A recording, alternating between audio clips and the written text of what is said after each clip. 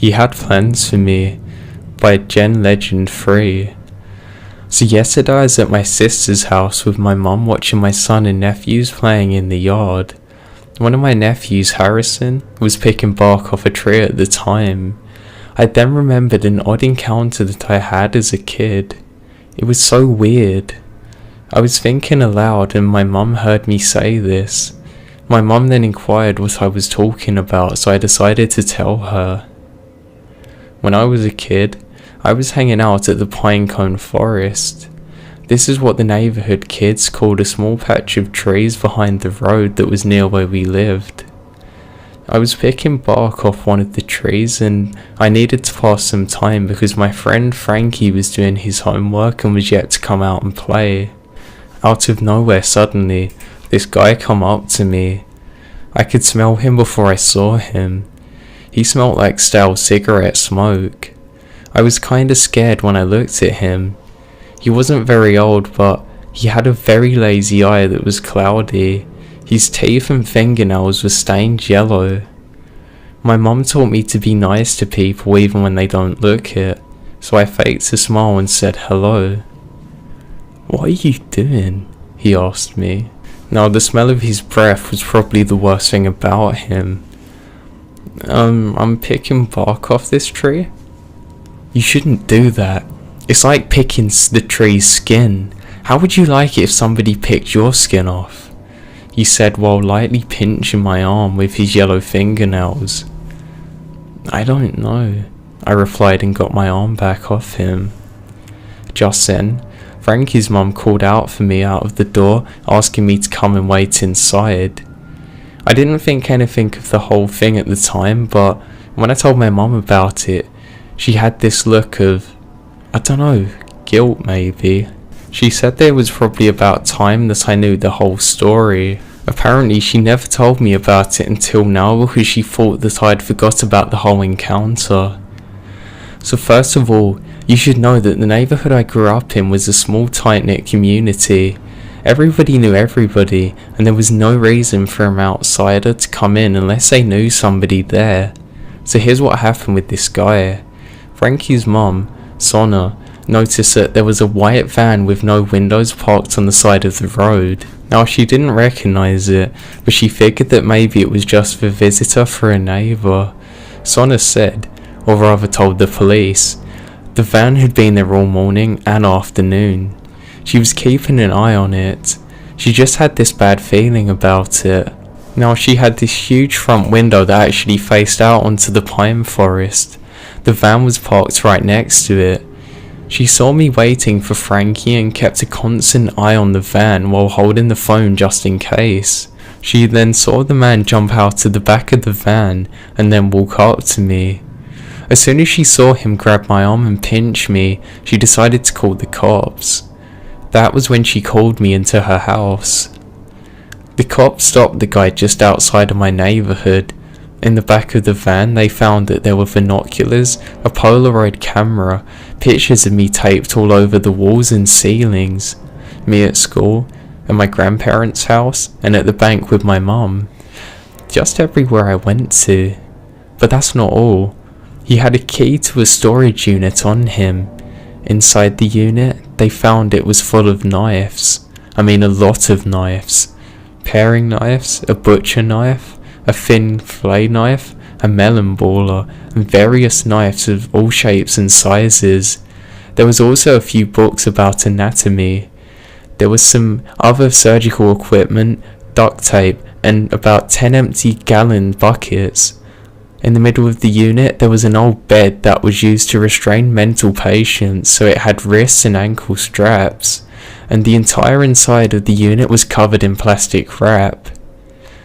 My mum said he was in a high security mental institution for the criminally insane.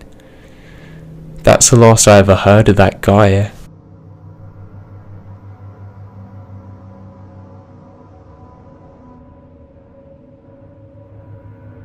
A rest stop for the night by Operation Filth.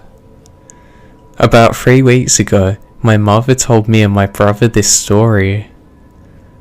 Sally is a lifelong family friend. Sally would frequently visit her friends and family in Oklahoma. We live in a small town in southern Ontario, Canada. Sally would drive.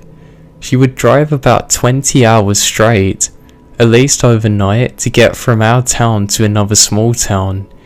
She did this simply to save money and obviously wanted to arrive ASAP. Anyway, now on to the story. About 30 years ago, she decided to head south on a visit.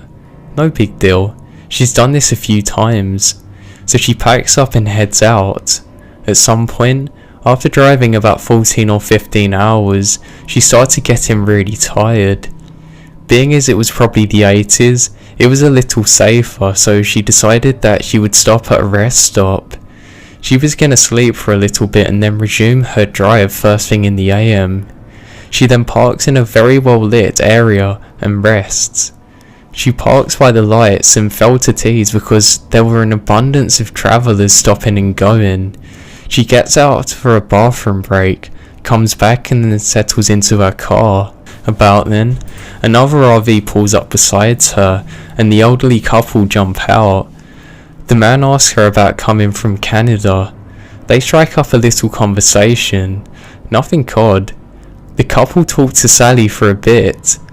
They tell her they are driving from the south, going north, and just that they needed to sleep for the night.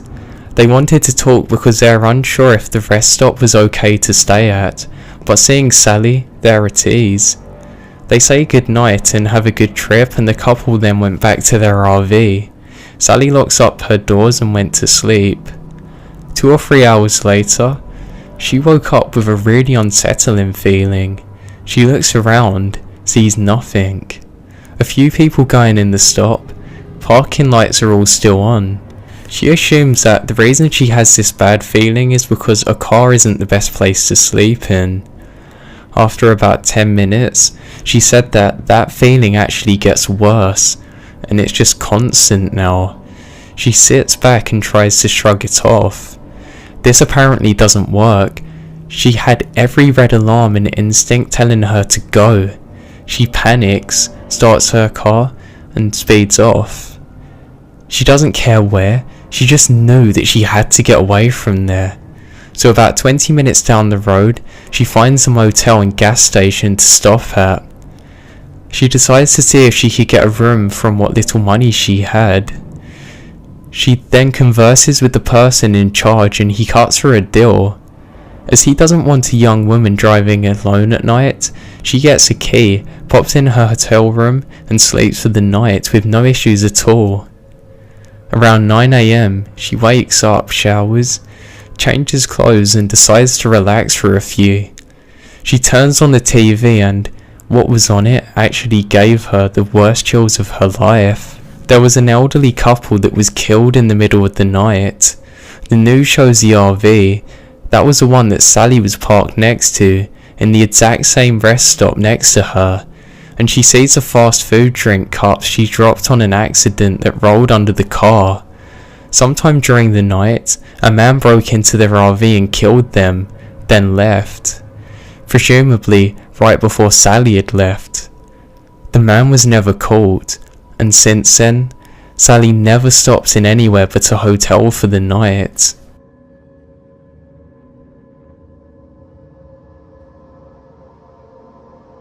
I never thought to share this story here, but a few months ago I posted about it briefly in another subreddit, and everyone suggested I share it here also. Some of you may have seen it the last time I shared it.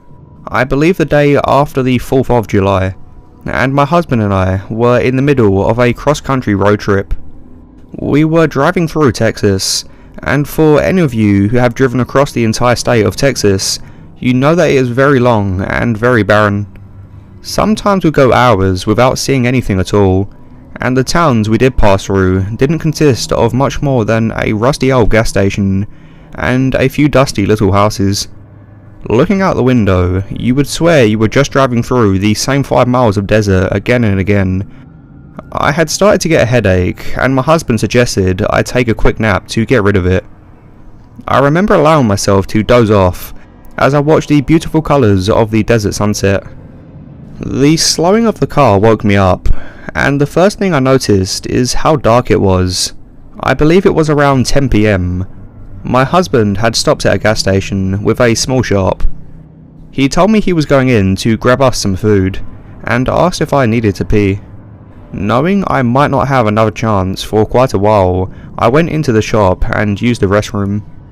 Both the men's and women's restrooms were down a little hall from the open area of the shop.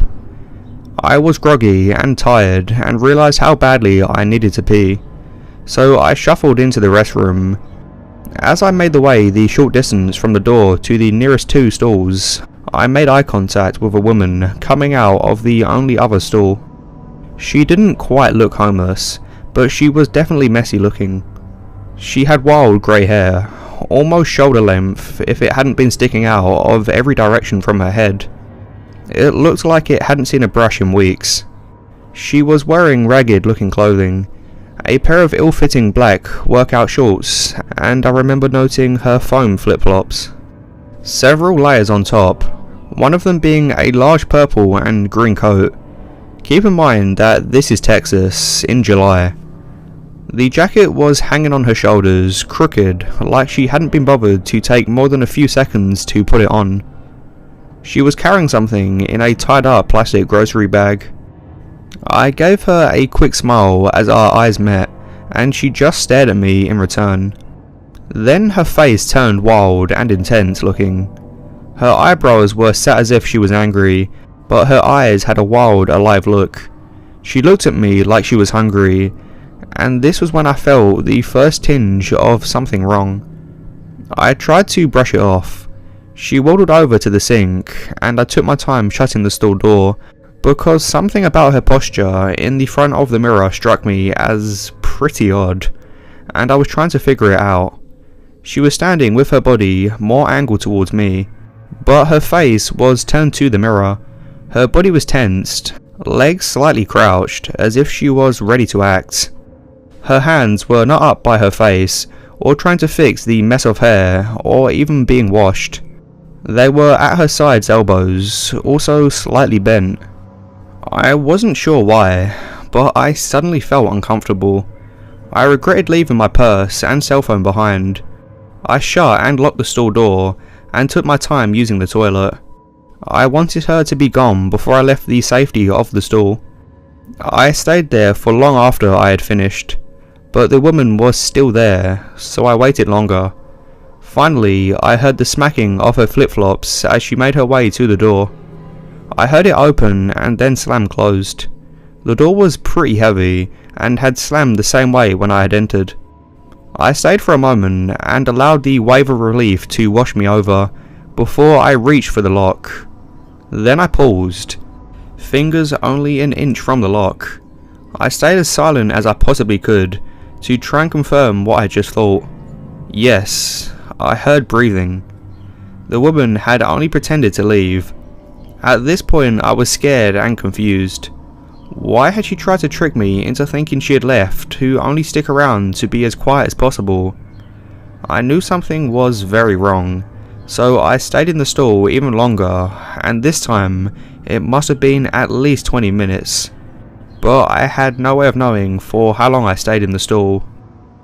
I could tell from the direction of her breathing was coming from the side she had positioned herself in the far corner, right next to the door, but far enough that I couldn't see her feet. Finally, I heard her leave. This time I waited a few minutes to make sure she hadn't tried her trick again. I slipped out the stall, quickly washed my hands, and rushed down the hallway to the store.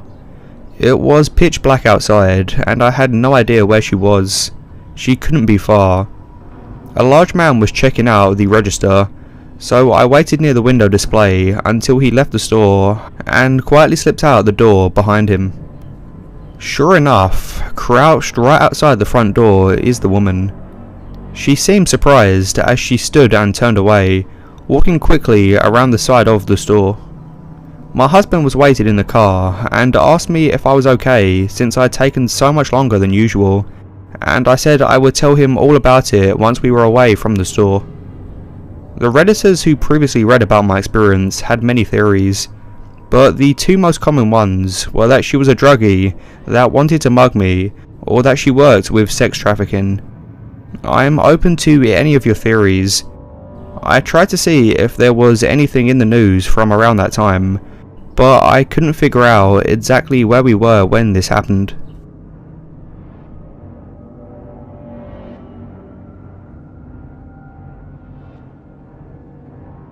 My father was chased by a killer, by Marvelous Ism. This is my father's story. As a child, my father was a paperboy and he would get up very early in the morning to deliver them. My father would always end up with a few extra papers, so at the end of his route, he would offer papers to other early birds leaving for work and whatnot.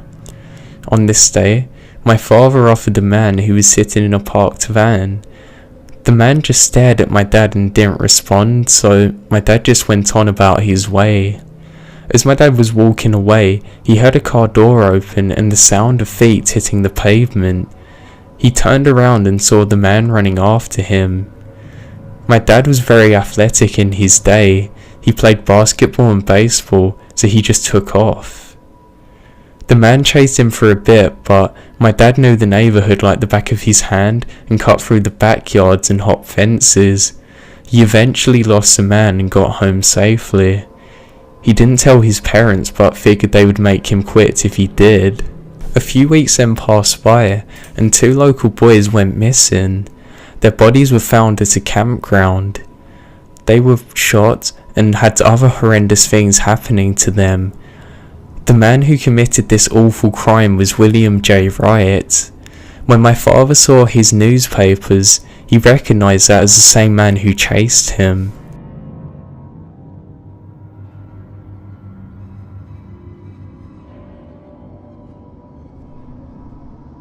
Far From Home by Dank Dan. After sitting in traffic for some 3 hours on my way home from Maine, I was feeling a bit tired, so I stopped at the side of the road to get some shut-eye.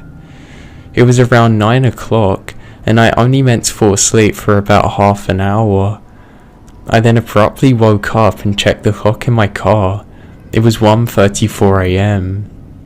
I looked around and noticed that I was encased by thick forests and a bit of snow. When I got ready to continue my trip home, I saw something in the corner of my eye. I readjusted my rearview mirror, and standing next to the back passenger window was a person. His upper torso was out of sight from my point of view. He just stood there, not even moving an inch. I then just sat there, frozen in fear. I really didn't know what to do. I was just waiting for him to move. Eventually, he sluggishly walked away. Was he standing there for the whole time? I was twisted in thought the majority of the drive home, and when I got about 3/4 of the way home, my car got a bit fogged up from the heat. To my misfortune, this revealed handprints all over the windshield, the truck, all of it, all accompanied by little finger-drawn eyes.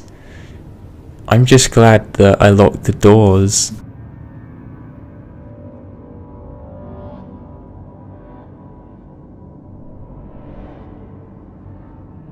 The Woman Singing at Night by Average Doorknob. Growing up, I always wanted to go on a bike ride at night. Something about it seemed really cool to me. It wasn't until I was 13 that my mum finally let me. She told me to wear a helmet, have my phone, take a flashlight, and she sent the parameters where I was allowed to go and not.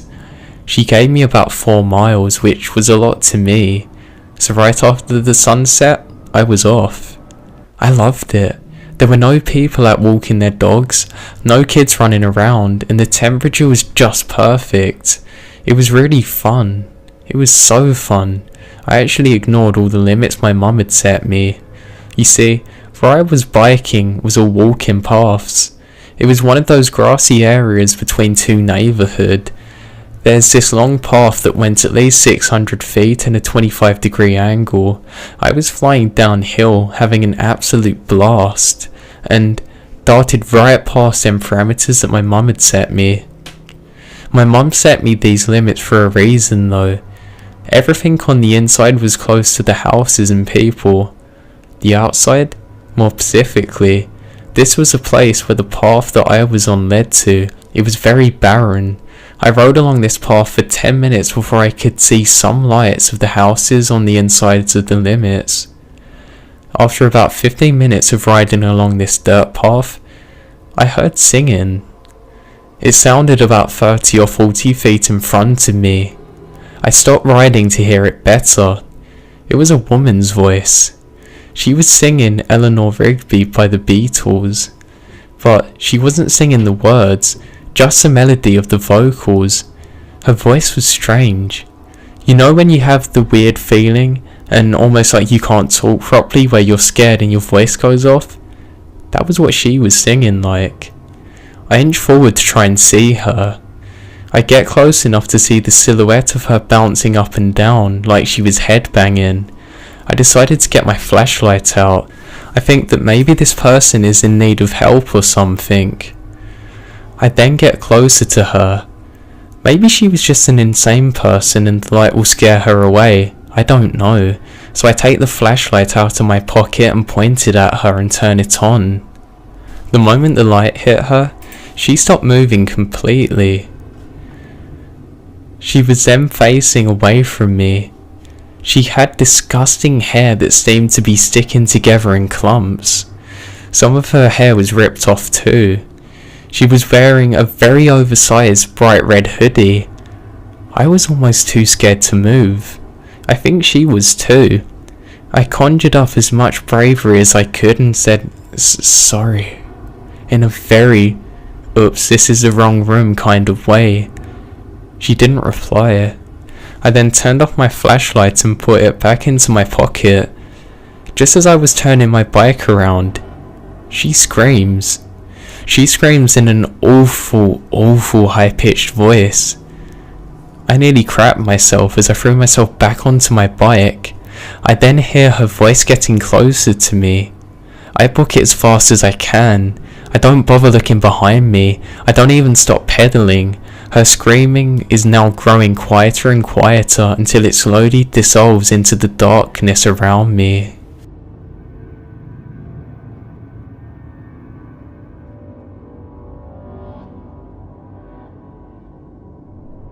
My Favourite Customer by Korzor.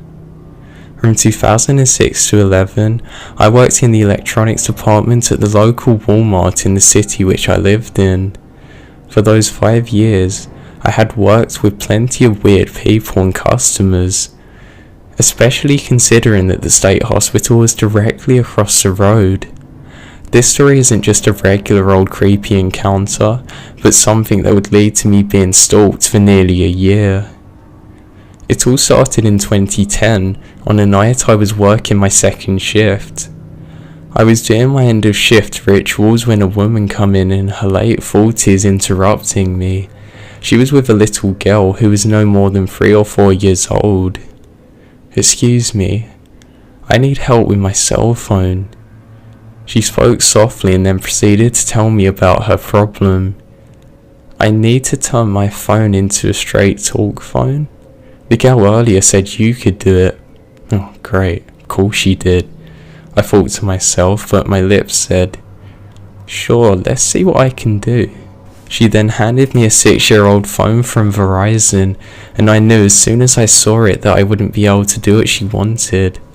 I explained she would have to buy a new phone from Straight Talk and transfer her old number across.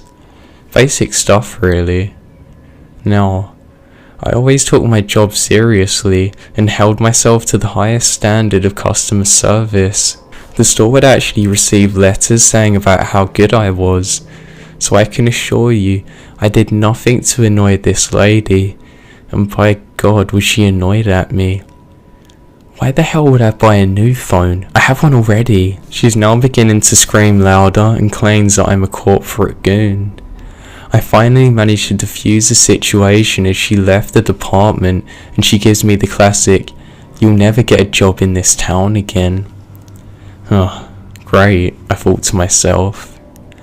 As I'm getting ready to leave my shift, my manager stops and tells me that I got a complaint at the customer service desk from a lady claiming that I swore it's her granddaughter.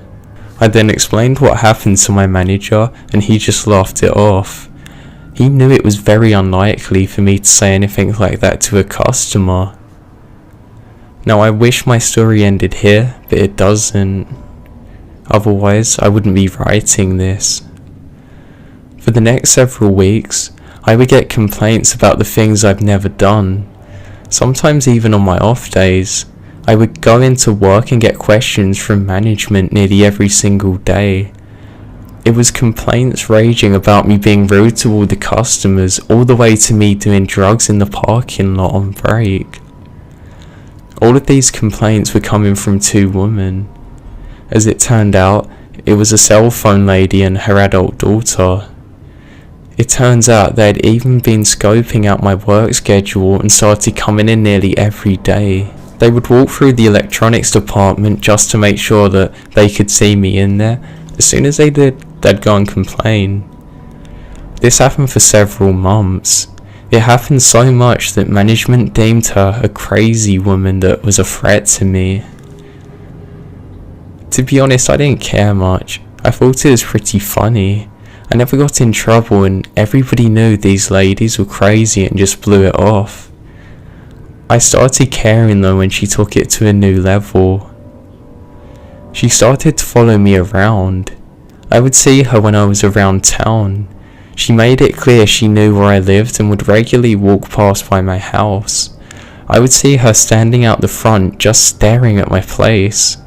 I then began getting complaints to the city about my property, grass too tall, the old shed in the yard, my fire pit, basically everything. She even found out my girlfriend's name and began complaining about her work. I knew it was her. She would make it so clear that she was following me.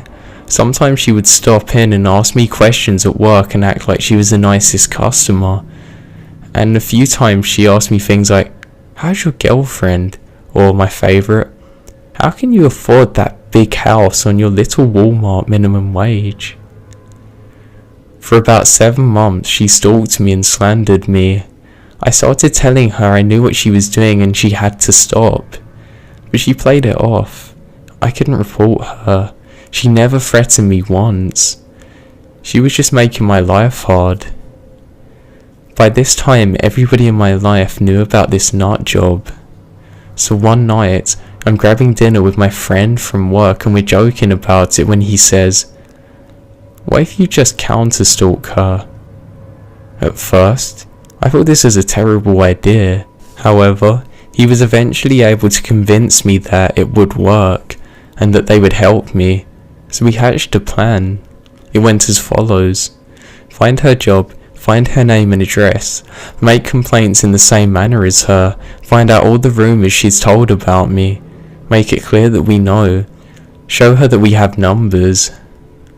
Now I found out the information easily enough. Turns out she didn't live anywhere near me though. It actually turned out that I was friends with a few of her co-workers. Crazy. They would keep informing me about this crazy woman and what she said about me, and even told her to stop though. We began doing exactly what she was doing on me then. We did this for about 4 months. The more we dug into her life, the more we found out about how obsessed she was getting in over me. She claimed I assaulted her. She urged others to report me and follow me. She told the police I was a potential drug dealer. Things were just getting absolutely crazy and out of hand. However, eventually we won. She started putting together the fact that there were 6 of us digging into her life and asking questions about her. My last month at work, I didn't even get a single complaint from her. In fact, I never saw her anymore. The day after I quit though, I heard she was in the store complaining about a new person, asking why the managers let me quit. I'm honestly never going to understand why she was so hell-bent on destroying me. I just told her to buy a $20 prepaid phone.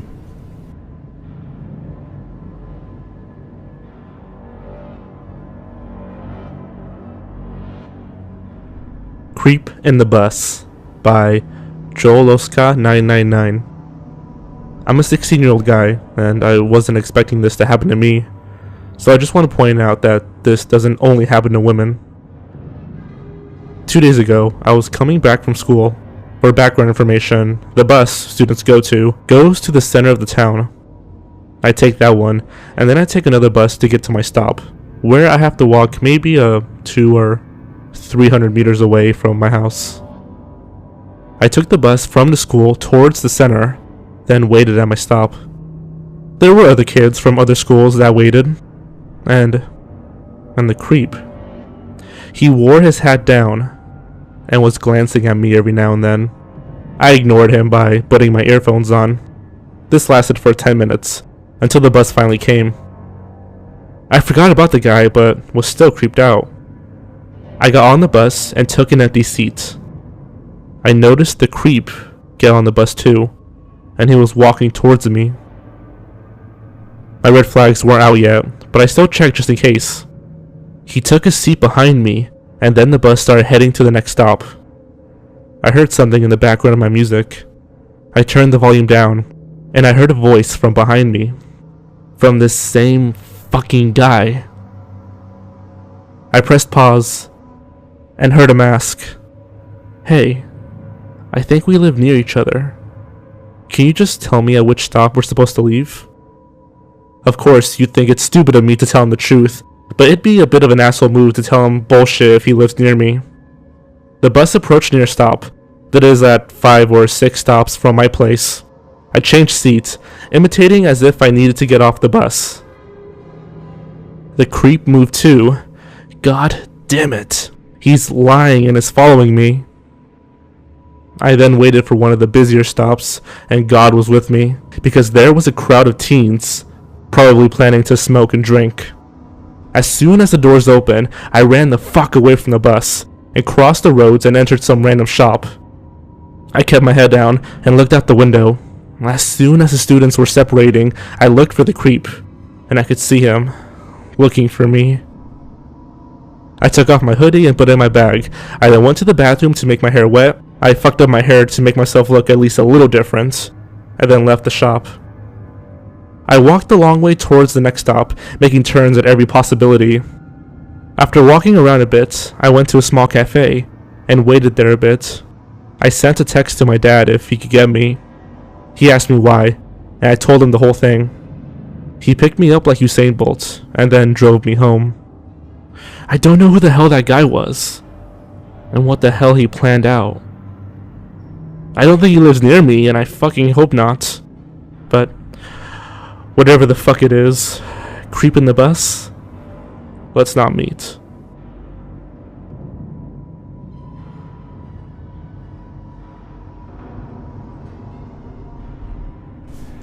I Never Run Alone Anymore by Lime Not Lemons. My New Year's resolution in 2012 was to get into shape again. After my first kid was born, I lost my athletic interest, but I had every intention of getting it back. I started running 4 days a week with my friend Hannah, who is a great runner and motivator.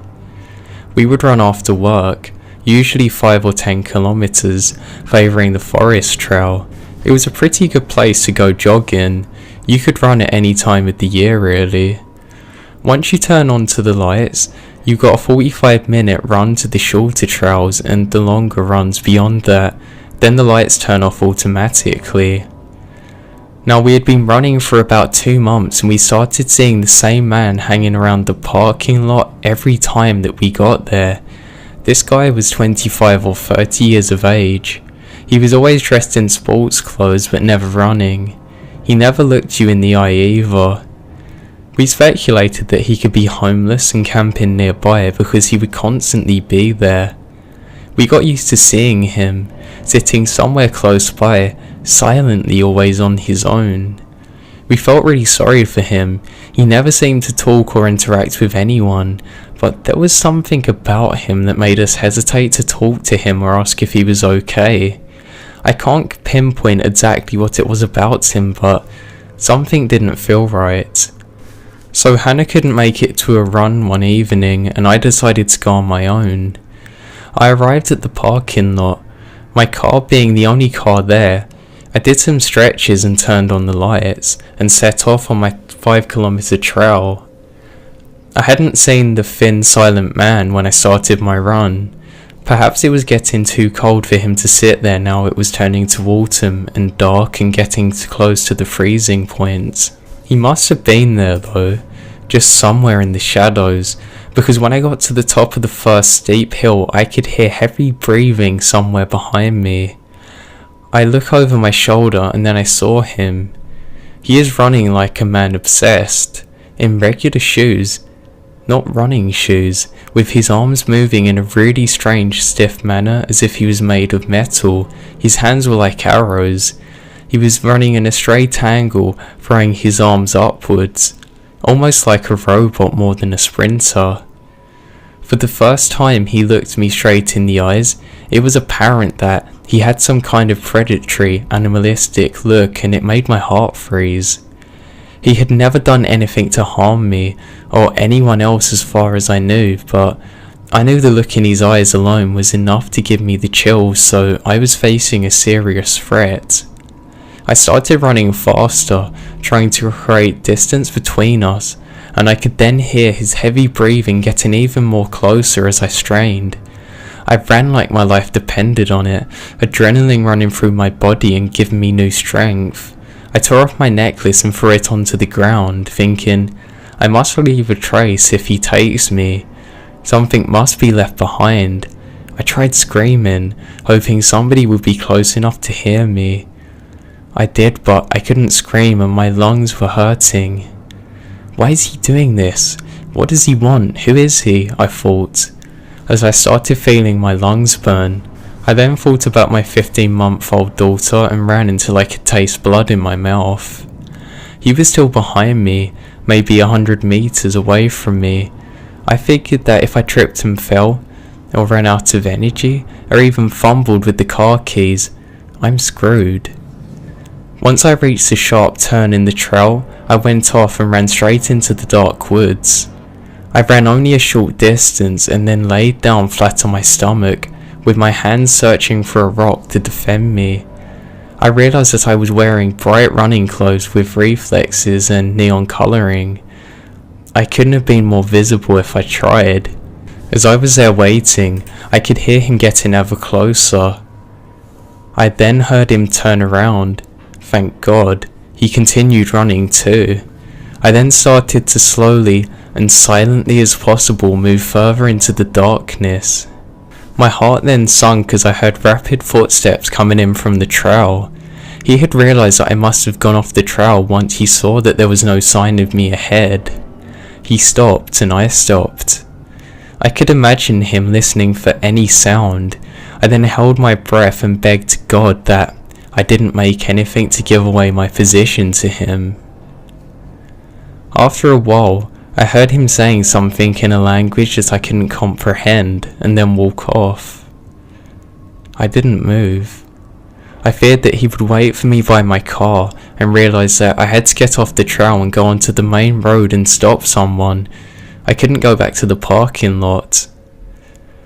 I started to make my way further into the woods, knowing that I would eventually end up on the last part of the long trail and close to the main road. The lights on the trail then suddenly shut off. That made me calmer at first, but the dark was both a comfort and protection, but it didn't always help in situations like these. A few moments later, it switched on. This could mean that another person had just started their run, and soon I would have somebody there to help me, or somebody was out there looking for me, or maybe he was looking for me. I decided against my will to find out. I then continued my way towards the main road. I fell multiple times, getting my clothes wet and damp from the vegetation, making me begin to get cold.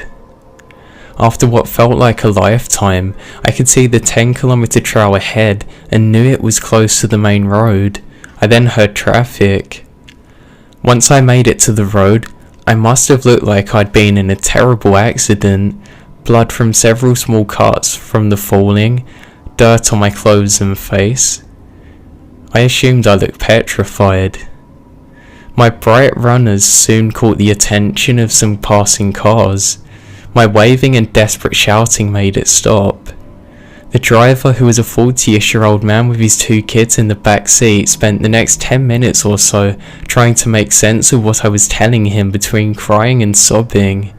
He asked me if I wanted to lift back to the parking lot, and I told him no, just to take me home instead. At home, my husband insisted on going back to the parking lot to retrieve the car and calling the police. And report what? I asked. No crime had been committed. I just knew that he was out there to get me. My husband went back for the car. The driver's seat window was smashed and my phone was gone. So was a photo of my daughter hanging from the mirror.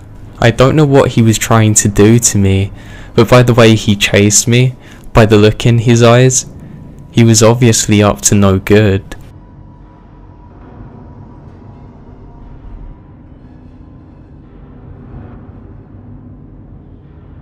Creepy Late Night Intruder by Dimlit Dark 129.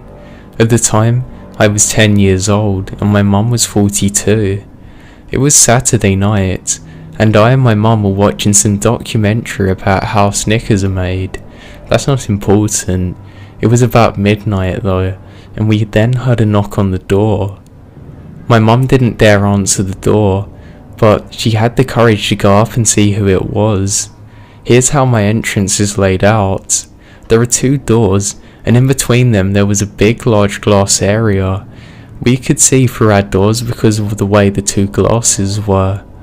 We could see that there was a scruffy man who was about 5'10" and skinny, but this man was particularly creepy.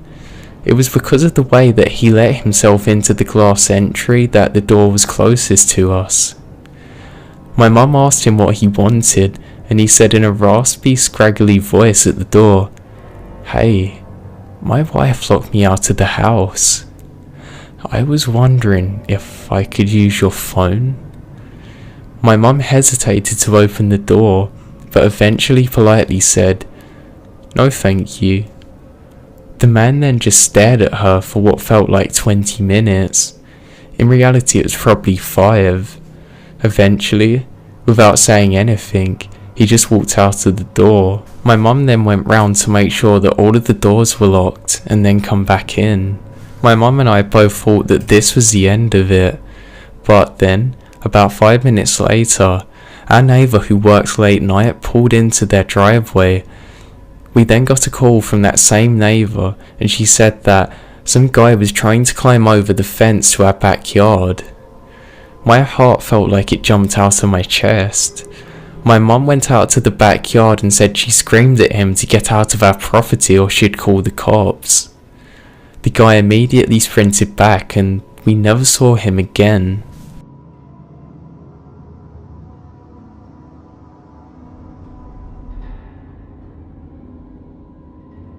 I accidentally made a 40-something-year-old man scream while running from possible abduction by a hardy guard.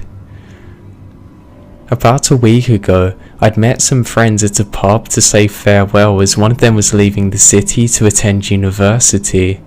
I'm always pretty skint, so I didn't drink at all by the time 9:30 rolled around. My friend and I were ready to leave and I started walking home. Walking this friend home would usually only leave me about 10 to 15 minutes of walking myself on my own, so I never really had any qualms about walking the rest of the journey myself. I'm a 19-year-old female, but I'm tall and I'm able to overpower the majority of my male friends, so in my head, I'm invincible. I live in a suburb at the edge of my city and it's a pretty wooded area. For some reason this particular night, I felt a gut instinct that something bad might happen. So instead of taking my usual route that included walking through approximately 40 seconds of overgrown bushes and almost complete darkness, I changed my route last minute and walked along a well-lit road knowing that this would add another 10 minutes to my journey. So I was walking with one earphone in, watching in front of me for my shadows to join. I then noticed that there was a headlight behind me and it wasn't passing. I then turn around and see a car idling at 10 miles per hour. The car slowly passes me about a meter in front and pulls up. I'm a bit of a paranoid person, and feeling uneasy, I acknowledged that the person was just being stupid but chose to cross the road before passing the car as just a matter of precaution. That's what I did. I then take another 10 steps or so, just before the car pulls out of its parking spot and then pulls up again right in front of me on the side of the path that I was now on. If any of you have ever seen the film Limitless, it felt exactly like the high the character portrays. I stopped dead in my tracks and calmly looked at the car. The engine is still running. A single passenger is in the driver's seat and he's turned to face me. I then look at my surroundings and it was like I thought of all the possibilities of what I could have done in my head within about 3 seconds.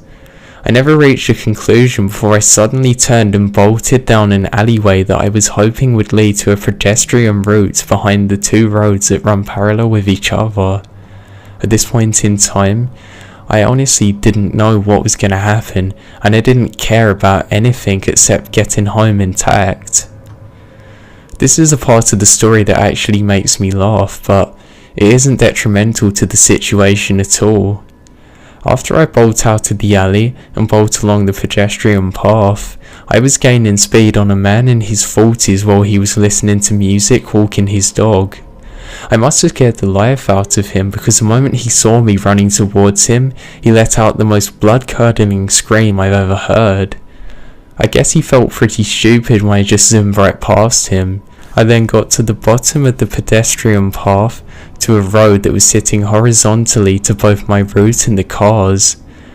There is visible sections of the road, but for the most part, it's still discreet and hard to see past the forested area. So sprinting through this bit, I was about to reach the subway that runs underneath the horizontal road into some housing areas. I look to my right where the bottom of the road matches up and I can see the guy stalling at the bottom of the road because the street lamps are behind him. I could then make out him leaning over looking about. I then pick up my pace and return home about 10 minutes later or so, completely safe and fine. I'm still not 100% sure what this sinister guy was thinking of doing, and I don't think I want to know. I just really want to ask one question. Did I have a right to be afraid to leave my house alone at night after this experience?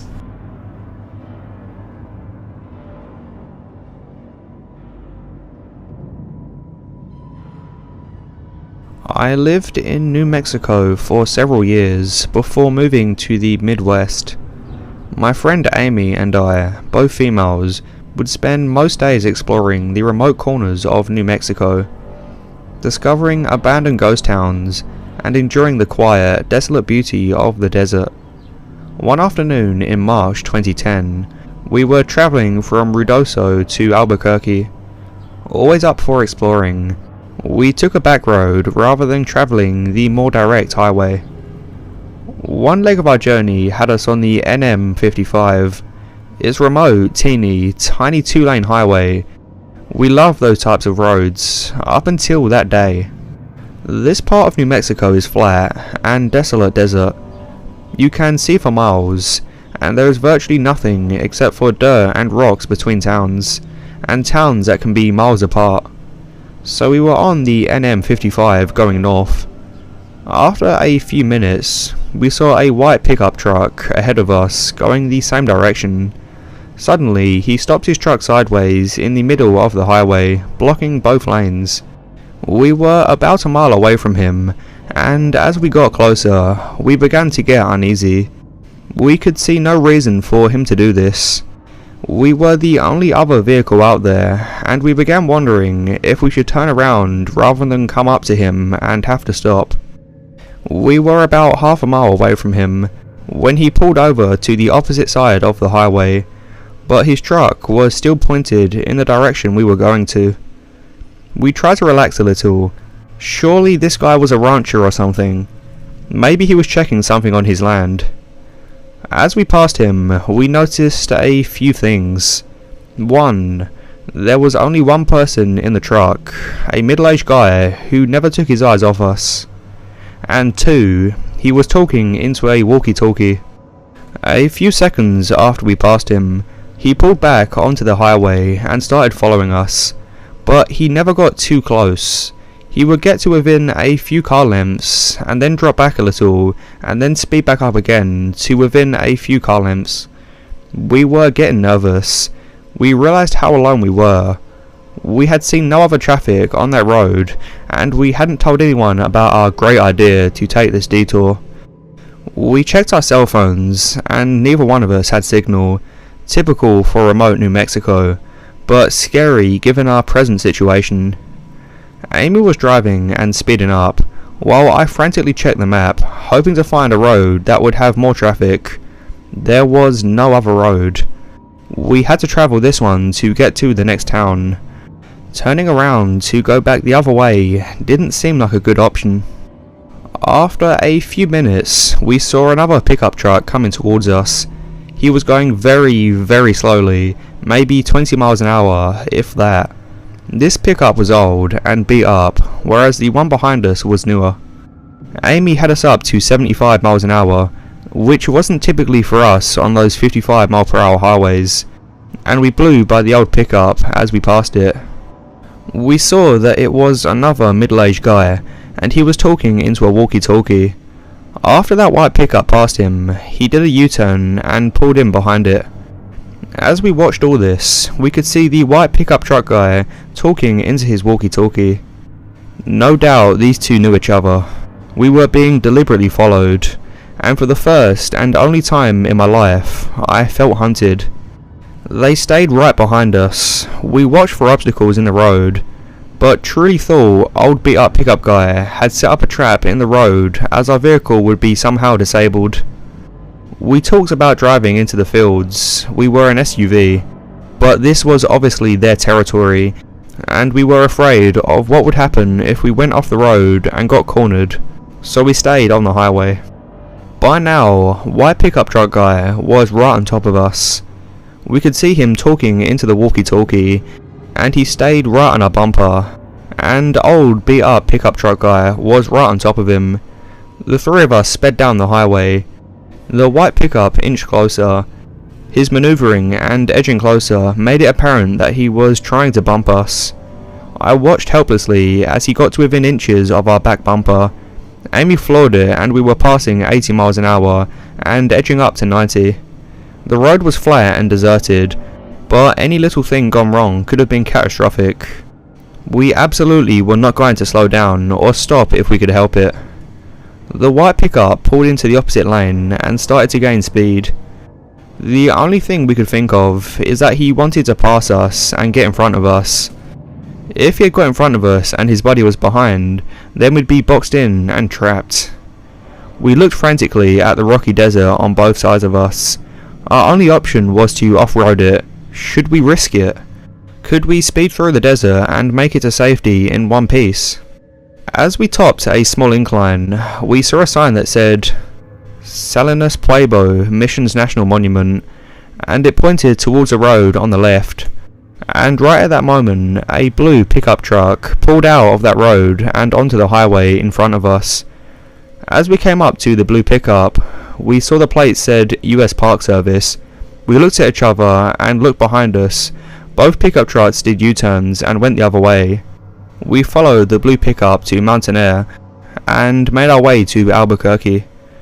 I don't know exactly what those guys' intentions were, but they weren't good. There is something seriously wrong out there. I notified the state police and they said they would keep an eye on things. This area is very near Belen, NM, which is where Tara Calico was abducted. It's also about 100 miles from the Elephant Boot, which is where David Parker Ray had his little secret torture laboratory.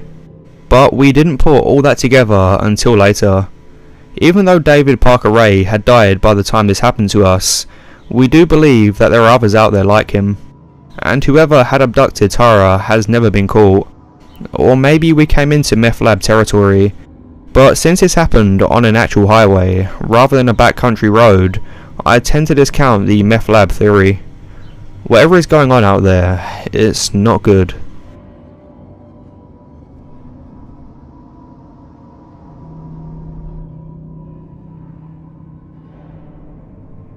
Military Wife Home Alone by Liz Lon and Prosper. So my husband, Ted, is in the military. We have generally lived on base at every station, and we have been because the surrounding towns can be very crime-ridden and sketchy. With my husband gone, I appreciate the extra security. I work from home due to us moving so often. So one afternoon, I was taking a break. I had made a bite to eat and was snuggling up on the couch with my dog. That's when I heard the sliding glass door open. It was so non-clacting and I thought it was Ted. I saw my cat run from the kitchen and a shadow standing near the door entering it. I thought maybe he had come back for something, so I called out for him like, "What are you doing home? Did you forget something?" I got no answer. This is when I got that eerie feeling. After I asked what he was doing, I then saw a shadow move and heard the click of the door sliding back. From there, he then walked into the laundry room and shut the door. I still received no response. So I'm sitting on the couch, scared out of my mind, and I call my husband hoping to hear his phone in the laundry room. I don't hear a ring, but he answers. I asked him why he came home early and he didn't answer me. All he says is this: "That wasn't me. Grab the dog and get into your car now." I freaked out. After getting off of the phone with my husband, I grabbed the dog and run to my car. From there, I called the military police. Waiting for them was probably the longest 20 minutes of my life. When they got back, they cleared the house and found no one. They asked me to make a statement and they were even baffled by the fact that somebody could make it onto the base.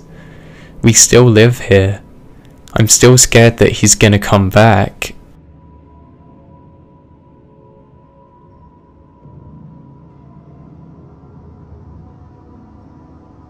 Crazy Thanksgiving Night by Wanderer Not Lost. So I'm a male nurse at a large hospital in San Francisco. I work in the ER, and as is custom, Thanksgiving is a very busy night. Now my wife is also a nurse at the same hospital, and she works in labour and delivery. Now between babies being born left, right and centre, and people coming into ER, we hadn't had a chance to take a break together as we normally try and do every shift. So when she called me, I figured she was going to tell me that she wanted to meet up to eat in the cafeteria. When I answered though, however, I heard in the background a male voice screaming profanities and my wife, who is fluent in Spanish, trying to calm this guy down. She told me their pager wasn't working and they needed security stat. I quickly hung up and called for security and told my fellow nurses what was going on. I then ran for labour and worried sick about my wife. I almost ran square into this guy who was visibly angry. He wasn't huge but definitely worked out and not at the gym. He was covered in prison tattoos and was obviously a banger. I go to the gym quite often but this guy could really have beaten me up. He then starts running towards me with this sick grin on his face. He's shouting at me in Spanish. I don't even speak fluent Spanish, but what I could understand scared the living hell out of me. I'm backing up as fast as I can. I start buzzing the door to the ER frantically, trying to get them to let me in. This guy is now literally a foot away, and the door opens and I'm pulled in straight away by another doctor. He then starts punching the door furiously, and he looks at me and does this drag-in sign across his throat. The next thing I know, there are police rushing into the corridor, and it takes 2 security officers and 2 cops to try and subdue this guy. I then finally make it to my wife, who was thankfully shaken up but not hurt. She explained to me what happened. A young girl who was only 14 came in, high fever, vomiting, distended belly. The banger claimed he was her brother and they needed to cut her open to get the baby out. They did an ultrasound and to their horror, they realised she wasn't pregnant but she had bags full of drugs in her stomach. It's very common for drug mules to bring over young women from Mexico to carry drugs in this way. He then freaked out when they told him that his sister needed emergency surgery. The girl survived thankfully, but it seems like she's probably going to get deported after she recovers from the surgery, sadly.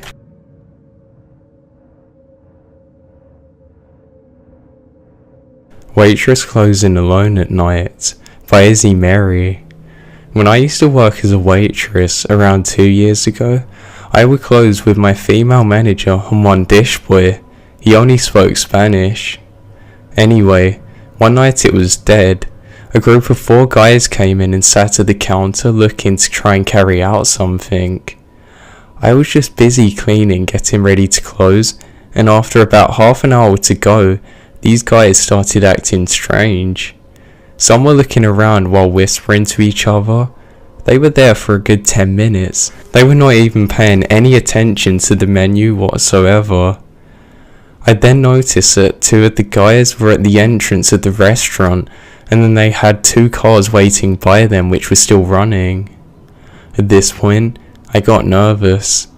The one dish boy was busy cleaning the kitchen and my manager was in the office doing paperwork. So here I am, alone. I honestly thought anything could have happened to me then. I mean really, to be honest, it could have. But then, not even 5 minutes later, 2 police officers came in who were regulars for dinner. As soon as they got in, all of the guys left without a hesitation. When the 2 officers left, they asked me if I was okay.